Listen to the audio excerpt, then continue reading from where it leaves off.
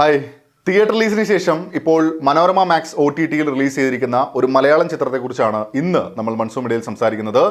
M മുകുന്ദന്റെ കഥയിൽ ഹരികുമാർ സംവിധാനം ചെയ്ത് സുരാജ് വെഞ്ഞാറമൂട്, ആൻ അഗസ്റ്റിൻ, ജനാർദ്ദനൻ, കൈലാഷ്, സ്വാസിക തുടങ്ങിയവർ പ്രധാന വേഷങ്ങളിലെത്തിയ ഓട്ടോറിക്ഷക്കാരൻ്റെ ഭാര്യ.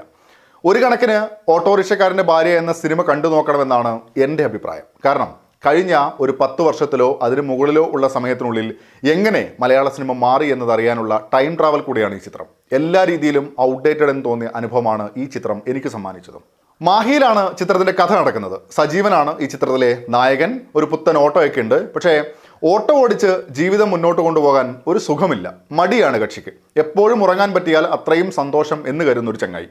അങ്ങനെ സജീവൻ രാധികയെ വിവാഹം ചെയ്യുന്നു. രാധികയാണെങ്കിൽ ജീവിതത്തെ വളരെ പ്രതീക്ഷയോടെ ഉറ്റുനോക്കുന്ന ഒരു സ്ത്രീ കൂടിയാണ്. അങ്ങനെ വിവാഹശേഷമുള്ള സജീവൻ്റെയും രാധികയുടെയും പിന്നെ ഓട്ടോയുടെയും ജീവിതമാണ് ഓട്ടോറിക്ഷക്കാരൻ്റെ ഭാര്യ എന്ന സിനിമ പറയുന്നത്. ചിത്രത്തിന് അടിസ്ഥാനമായ കഥ മുന്നേ വായിച്ചപ്പോഴും ഒരു സിനിമ എന്നതിലേക്ക് പോകാനുള്ള സാധ്യതയുണ്ട് എന്ന് എന്നിലെ വായനക്കാരന് തോന്നിയിരുന്നില്ല.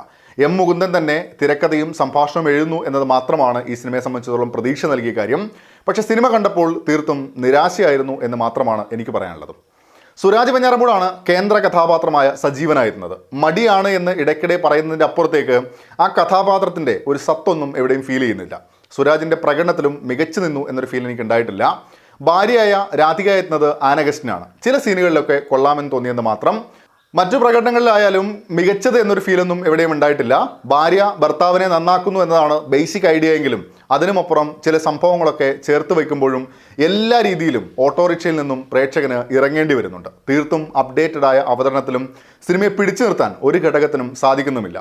മാഹിയിലെ കുറച്ച് സീനുകൾ കാണാമെന്നത് അന്വേഷിച്ച് കണ്ടെത്താവുന്ന ഒരു പോസിറ്റീവ് കൂടെയാണ്. കുറേ വൈകാരികമാക്കാൻ കൊണ്ടുവരുന്ന സീനുകളും ഒരു ഇമ്പാക്റ്റും ഇല്ലാതെ കടന്നു പോകുന്ന അവസ്ഥയിൽ മാത്രമാണ്. ഓട്ടോറിക്ഷക്കാരൻ്റെ ഭാര്യ എന്നതിൽ നിന്നും മാറ്റി ഓട്ടോറിക്ഷ ഇടിച്ച പ്രേക്ഷകൻ എന്നാകും ഉചിതം. ഈ വർഷം കണ്ടതിൽ ഒട്ടും വർക്കാവാതെ പോയ സിനിമകളിൽ ഒന്നായിരുന്നു ഓട്ടോറിക്ഷക്കാരൻ്റെ ഭാര്യ. ചിത്രം ഇപ്പോൾ മനോരമ മാക്സിൽ ലഭ്യമാണ്. ചിത്രം കണ്ടവരുണ്ടെങ്കിൽ അവരുടെ അഭിപ്രായങ്ങൾ കൂടെ കമൻറ്റ് ബോക്സിൽ പങ്കുവെക്കുന്നു വരുന്നു.